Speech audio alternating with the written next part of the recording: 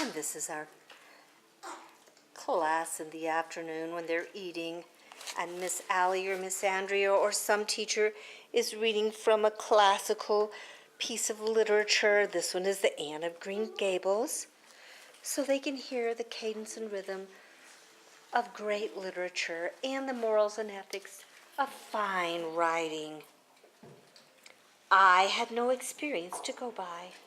I asked Ruby Gillis if she knew anything about how her men proposed, because I thought she'd likely be an authority on the subject, having so many sisters married. Ruby told me she was hid in the hall pantry when Malcolm Andrews proposed to her sister Susan.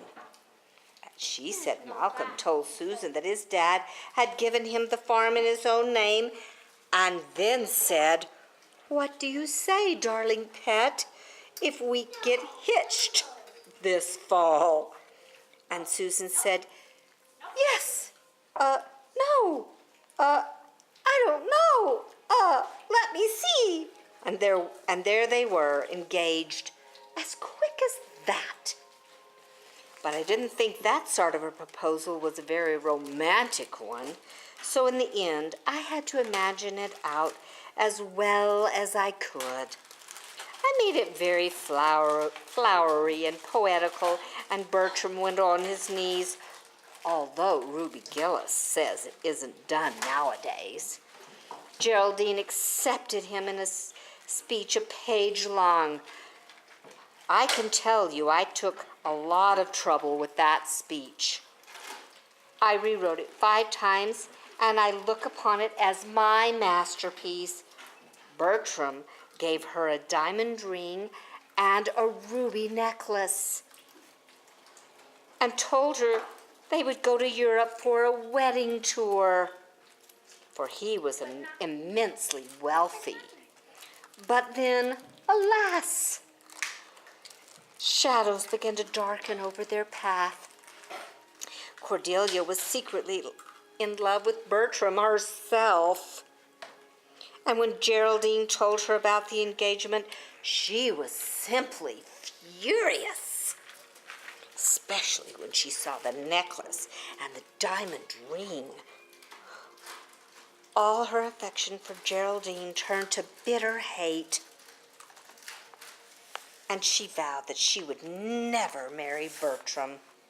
But she pretended to be Geraldine's friend, the same as ever. One evening, they were standing on the bridge over a rushing, turbulent stream, and Cordelia, thinking they were alone, pushed Geraldine over the brink with a wild, mocking laugh. Ah!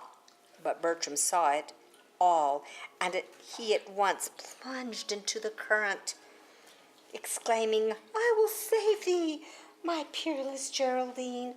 But alas, he had forgotten that he couldn't swim, and they were both drowned, clasped in each other's arms. Their bodies were washed ashore soon afterwards. They were buried in one grave, and their funeral was most imposing. It's so much more romantic to end a story with a funeral than a wedding. That's kind of funny. As for Cordelia, she went insane with remorse and was shut up in a lunatic asylum. I thought that was a poetical retribution for her crime. Did you need something? How perfectly lovely, sighed Diana, who belonged to Matthew's School of Critics. I don't see how you can make up such thrilling things out of your own head.